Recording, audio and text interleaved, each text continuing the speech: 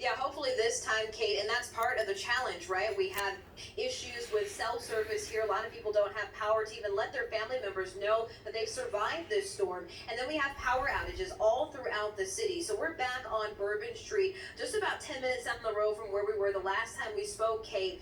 And you can see that people are starting to come out and take a look at the damage that was done here. A lot of the shop owners who call Bourbon Street home are able to come out and take a look and see, did their sandbags work? Did the boarding up their windows, did it actually work? And we saw some shops where they decided not to board up. Their windows were rusted out. So that is what we're seeing this morning as people come out and assess the damage here on Bourbon Street. We spoke with one woman who lived in New Orleans her entire life in the same home she grew up in, her childhood home. She's 75 years old now. Her name is Angel. People say that she's the angel of the neighborhood. Listen to her describe the storm last night. And I've never ever, they said it was 185-mile-an-hour winds, and I believe it. And the tree, that was something hitting my glass. I feel like 1,000 instead of 75. You survived so many storms. That's why maybe they called me Angel.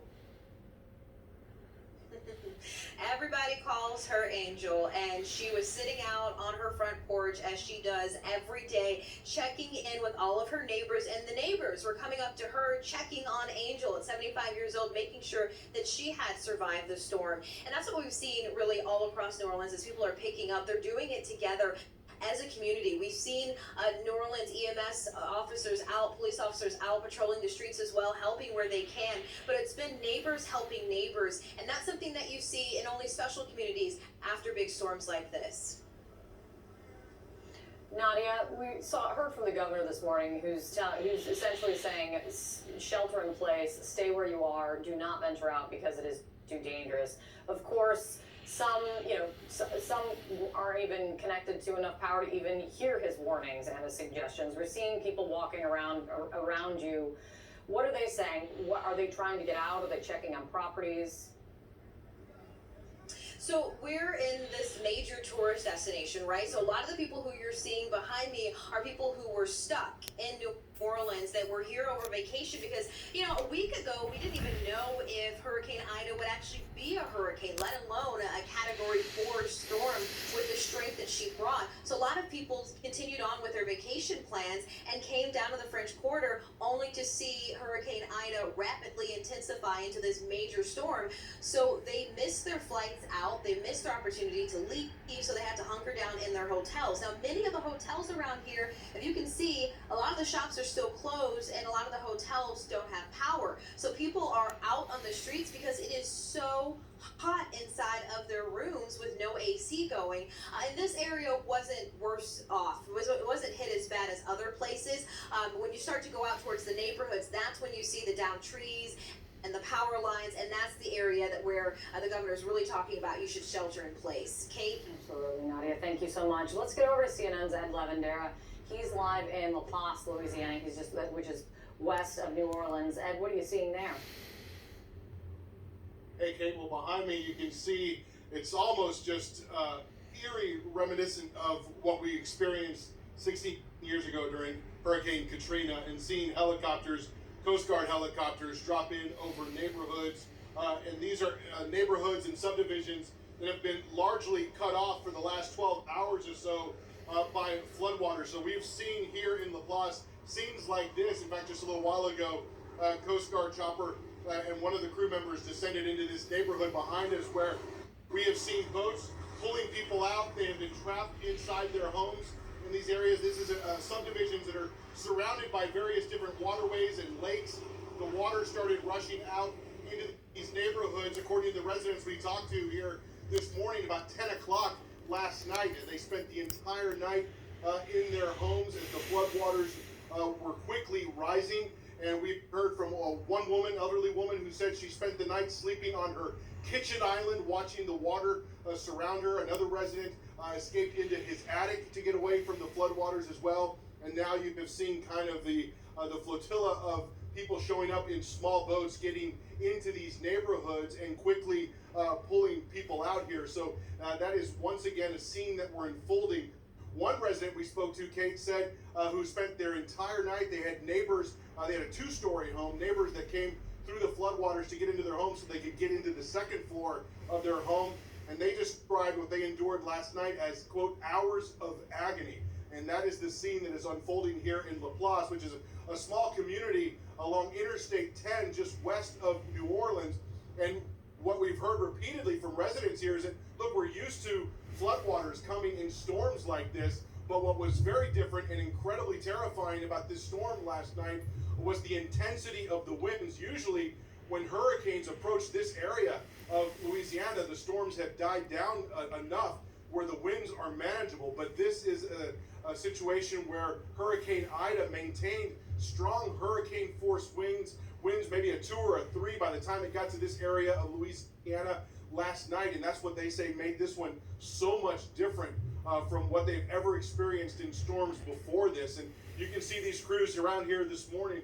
They continue. The boats are lined up. This is another across this highway where residents have been blocked off. We've seen small boats continuing to go into these neighborhoods behind us over here, pulling various people out. Probably in the hour that we have been here, Kate, we've seen more than a dozen different people getting pulled out of these neighborhoods as you've had volunteers, you've got law enforcement agencies going into these floodwaters, helicopters above us, and all sorts of different people trying to help out as much as they can and get them out of these the situations as they wait for this floodwater to recede. Kate? Absolutely. It's so sad, but something so strangely comforting when you see them deploying those boats and you see the helicopters overhead that help is on the way, and they're getting at it so quickly today. Ed, thank you so much. Ed's going to be in Laplace for us. We're going to get back to Ed in just a little while. In the meantime, we know that the Louisiana State Troopers are urging residents to stay at home as they really are just still trying to, I think, get their arms around the level of damage that the state is facing right now. Joining me now on these efforts is retired Lieutenant General Russell Honore. He's, of course, a former commander of the Joint Task Force Katrina.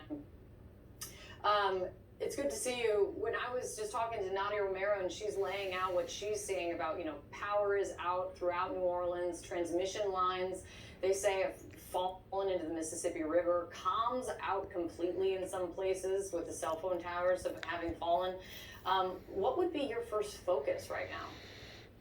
Well, I think they're on it. The governor has the task force of state and federal officials going in and searching and doing search and rescue. They know what to do. The challenge is the vast amount of terrain they're going to have to cover from the North Shore, north where the storm went, all the way down to Houma, Louisiana, and that area is hard to navigate. Roads are blocked because of trees. So search and rescue, air and boats right now, and got to get the roads open. And those parish officials are working on that, because without the roads, you can't do the evacuation.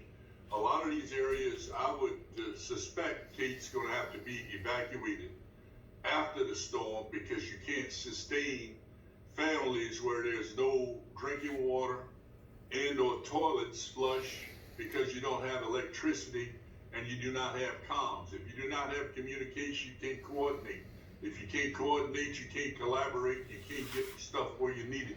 I think there'll come a point in time here in the next day where parish officials, once they get the roads open, will encourage people to evacuate, and the state will manage where those evacuation sites, where the hotel rooms are going to be, because we got to use hotels, because the majority of our state has not taken the shot because they're anti-vaxxers, which means all the hospitals are full.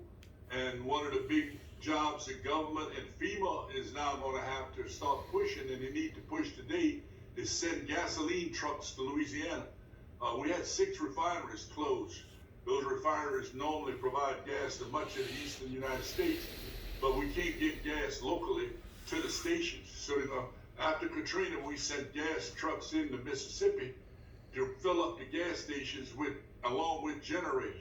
You got to get the gas stations open, the roads open, so people can leave, because most people will probably want to leave because they're going to could be weeks without electricity, and it's best for them to go to a designated hotel room someplace to wait so that electricity can come back on. It would be hard to sustain 1 million people without running drinking water and toilets in this day's world.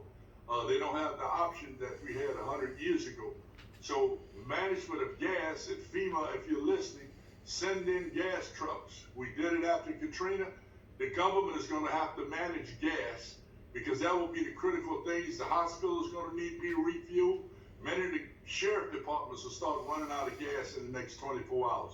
You've got to get gas to Louisiana so people can do the search and rescue.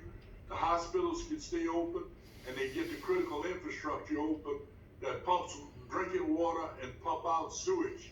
So gasoline is going to be a key to how this response go in the next 2 to 3 days, Kate.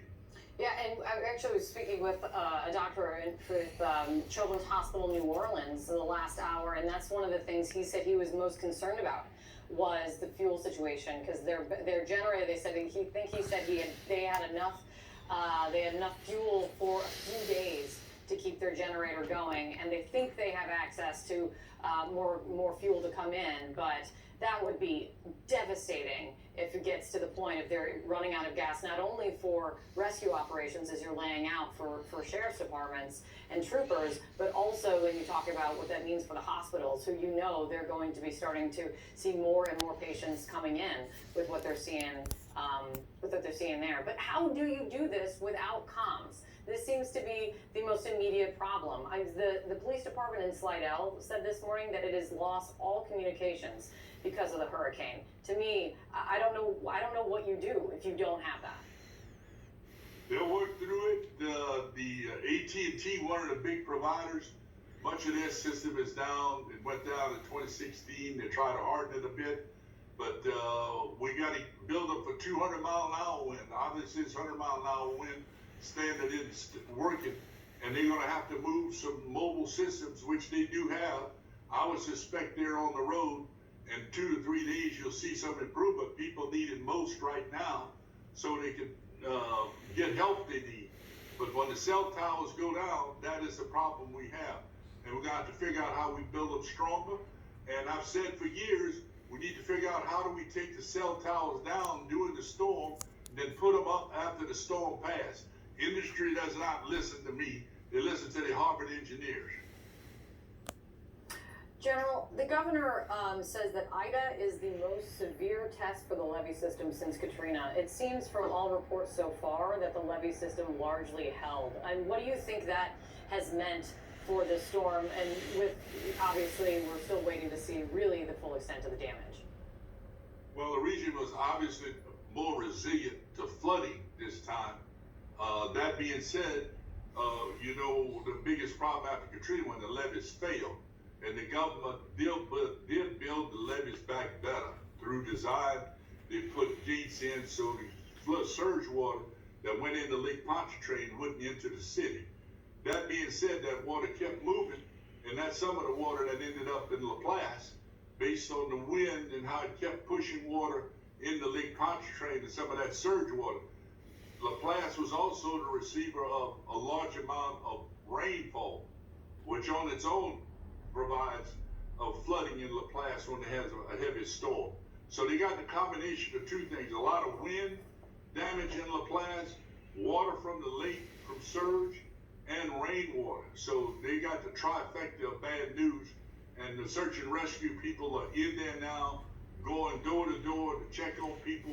And they'll be doing that for the next 24 hours till every house is checked on the first round of search, which we call a knock and listen if anybody is in the home.